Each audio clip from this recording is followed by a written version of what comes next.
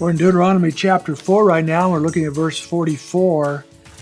This is the beginning of Moses' second speech or second sermon to this conquest generation ready to go into the promised land.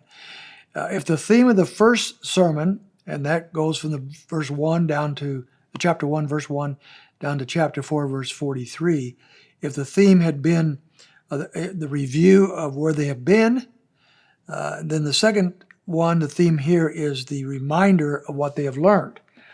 And this is going to be a very long sermon. This is his longest in the book. It goes all the way from chapter 4, verse 44, all the way to chapter 26, verse 19.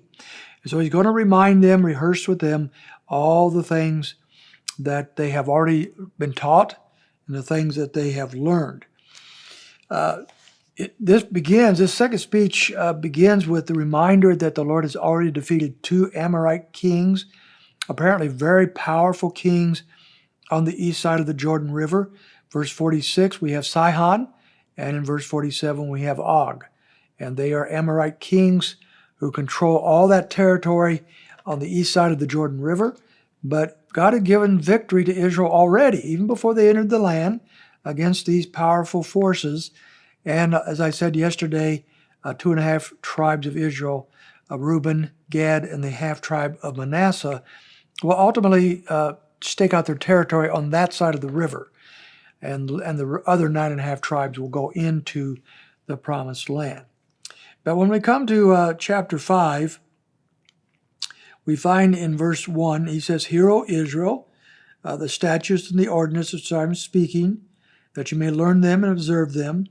And then he said, "The Lord our God made a covenant with us at Horeb." This is confusing for some people. In Exodus chapter 19, verse 18, the mountain is called Mount Sinai. Now here it's called Mount Horeb. Same place, for whatever reason, two different names.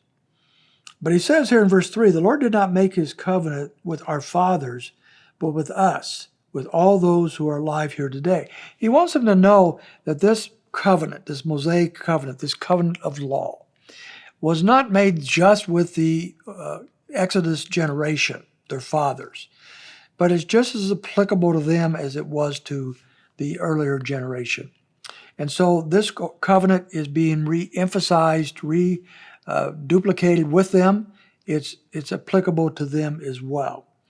And then he says in verse 6, "I am the Lord who brought you up out of the land of Egypt, out of the land of slavery." So he goes back to the Exodus and to those times. And then he wants them to remember these things. And verse 20 of chapter 6, I think, is very interesting. He says, "When your son asks you about these things, you need to be ready to give them a good answer." They need to know what the Lord has done and why he has done them for them. So that's over in chapter 6, verse 20, by the way. So I'm jumping ahead a little bit. But backing up to chapter 5 for just a moment.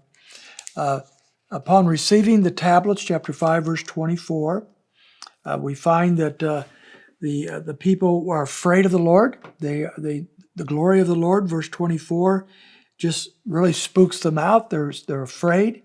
And so they ask the Lord, ask Moses, verse 27, "You go near and hear all the Lord God says, then speak to us all that the Lord speaks to you, and we will hear it and do it, but we don't want to get too close to the Lord." So they're recognizing here that the Lord is dangerous. He is good, but he's dangerous, and they fear that. So they send Moses in to do what needs to be done. Hear the messages and relay those messages to them. In verse 29, we're told, "On that day they had such a heart in them that they would fear me. Oh, that they had that heart, and keep all my commandments always, that it may be well with them and with their sons forever." So they are saying in verse 27, they're going to obey what God tells Moses, and Moses relays to them. They're going to do that. But at this point, their heart's right. They're making this great promise to follow the Lord. And the Lord knows their hearts. The Lord knows they're not going to do that forever. And in verse 27, he says, "Oh, that they would. If only they would obey. If only they would keep my word and therefore have the privileges of my sons forever." But they're not going to do that, sadly.